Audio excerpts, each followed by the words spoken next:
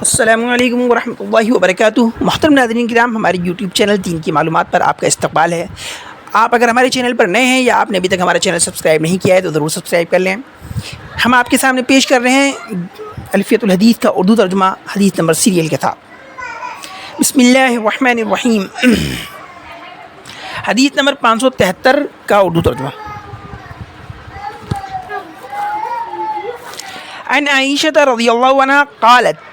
ان حمزة بن عمرو الاسلمی رضی اللہ عنہ قال، حضرت عائشہ سے روایت ہے، وہ کہتی ہیں کہ حمزہ بن عمرو اسلمی نے قال النبی صلی اللہ علیہ وسلم، حضرت عائشہ سے روایت ہے، وہ کہتی ہیں کہ حمزہ عمرو بن اسلمی نے نبی کریم صلی اللہ علیہ وسلم سے کہا، کیا کہا؟ اصوم فی السفر، سفر میں روزہ رکھوں، وکان کثیر الصیام، اور یہ حمزہ بن عمرو اسلمی جو تھے یہ بہت زیادہ روزہ رکھتے تھے، اس لیے انہوں نے پوچھا کہ سفر میں بھی روزہ رکھوں؟ تو نبی نے کیا ارشاد فرمایا؟ فقال، تو نبی نے ارشاد فرمایا، ان شئتا، اگر چاہو، فصم، تو روزہ رکھو، و ان شئتا، اور چاہو، فافطر، تو روزہ نہ رکھو۔ یعنی دونوں اختیار ہے، روزہ رکھ بھی سکتے ہو سفر میں، نہیں بھی رکھ سکتے ہو، سہولت ہو تو رکھ لو، نہیں سہولت ہے تو مت رکھو۔ حدیث نمبر 574 عن ابن عباس رضی اللہ عنہما قال، حضرت ابن عباس سے روایت ہے، وہ کہتے ہیں، خرج رسول اللہ صلی اللہ علیہ وسلم من المدینہ الی مکہ، کہ رسول اللہ صلی اللہ علیہ وسلم مدینے سے مکہ کی طرف نکلے، خرج نکلے، من المدینہ، مدینے سے، الی مکہ، مکہ کی طرف، فصاما، تو اس سفر میں آپ روزہ رکھتے رہے، حتی بلغ اسفان، یہاں تک کہ آپ مقام اسفان میں پہنچے، وہاں پہنچ کر ثم دعا بماء، وہاں پہنچ کر آپ نے پانی منگایا، فرفعہ الی یدہ لیرہ الناس، پھر آپ نے اس کو اپنے ہاتھ سے جو ہے اوپر کی طرف اٹھایا تاکہ لوگوں کو دکھائیں، فافطرا، یعنی لوگ آپ کو دیکھ سکیں کہ آپ پانی پی رہے ہیں اور لوگوں کو یہ پتہ چل جائے کہ اب آپ روزہ نہیں رکھ رہے ہیں۔ حتی قدیم مکہ، یہاں تک کہ آپ مکہ پہنچ گئے، یعنی اس حدیث سے پتہ چلتا ہے کہ آپ نے آدھے سفر میں روزے رکھے تھے، آدھے سفر میں روزے نہیں رکھے۔ وذالک فی رمضان، اور یہ معاملہ رمضان میں ہوا تھا۔ فکان ابن عباس یقول، تو حضرت ابن عباس کہا کرتے تھے، قد صام رسول اللہ صلی اللہ علیہ وسلم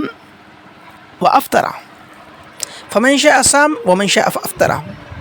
کہ رسول اللہ صلی اللہ علیہ وسلم نے روزہ رکھا بھی ہے سفر میں اور روزہ چھوڑا بھی ہے، تو جو چاہے روزہ رکھے اور جو چاہے روزہ چھوڑ دے۔ لیکن روزہ چھوڑنے کا مطلب یہ نہیں ہے کہ وہ مسلسل مستقل روزہ چھوڑ دے، مطلب یہ ہے کہ روزہ جو چھوڑے گا تو اس کی جو ہے بعد میں قضا کرنی پڑے گی، روزہ معاف نہیں ہوگا، بس عارضی طور پر روزہ چھوڑنے کی اجازت ہے، بعد میں اس کی قضا کرنی پڑے گی۔ حدیث نمبر 575 عن ابی سعید الخدری رضی اللہ عنہ قال، حضرت ابو سعید خدری سے روایت ہے، وہ کہتے ہیں، غزونا مع رسول اللہ صلی اللہ علیہ وسلم ل16 مزد من شہر رمضان، غزونا، ہم نے غزوہ کیا، یعنی کہ ہم سفر جہاد پر نکلے رسول اللہ صلی اللہ علیہ وسلم کے ساتھ، 16 کا مطلب ہوتا ہے 16، 6 معنی 6، 10 معنی 10، 16 16 مزد معنی گزر گئے، من شہر رمضان، رمضان میں کے مہینے میں تھے، ان رمضان کے مہینے میں سے 16 دن گزر چکے تھے، تب ہم رسول اللہ صلی اللہ علیہ وسلم کے ساتھ سفر جہاد پر نکلے، تو 16 دن گزر گئے مطلب 70ویں رمضان کو، تو ہم رسول اللہ صلی اللہ علیہ وسلم کے ساتھ 70ویں روزے کو جو ہے کہتے ہیں سفر پر نکلے، فمنا من صاما، تو ہم میں سے کچھ لوگ ایسے تھے جو روزہ رکھ رہے تھے، ومنا من افطر، اور کچھ لوگ ایسے تھے روزہ نہیں رکھ رہے تھے، فلم یعیب الصائم علی المفطر ولا المفطر علی الصائم، اور روزہ رکھنے والا روزہ نہ رکھنے والے کو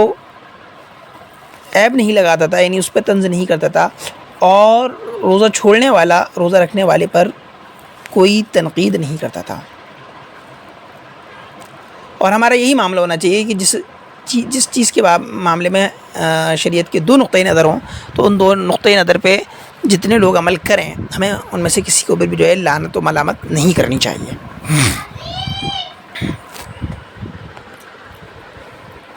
اور دونوں کو ہمیں صحیح سمجھنا چاہیے۔ حدیث نمبر 574 عن انس رضی اللہ عنہ قال،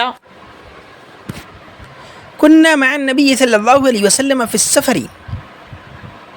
حضرت انس سے روایت ہے، وہ کہتے ہیں کہ ہم نبی کریم صلی اللہ علیہ وسلم کے ساتھ سفر میں تھے، فمن الصائم تو ہم میں بہت سے لوگ روزہ رکھ رہے تھے، ومن المفطر اور ہم میں بہت سے لوگ روزہ نہیں رکھ رہے تھے، فنزلنا منزلا فی یوم حار پھر ایک سخت گرمی والے دن میں ہم ایک جگہ ٹھہرے، ایک منزل پہ ہم نے پڑاؤ ڈالا، فسقط الصوام تو جو روزے سے تھے وہ گر پڑے، سقط گر پڑے، الصوام روزے دار یعنی وہ تھک ہار گئے، وقام المفطرون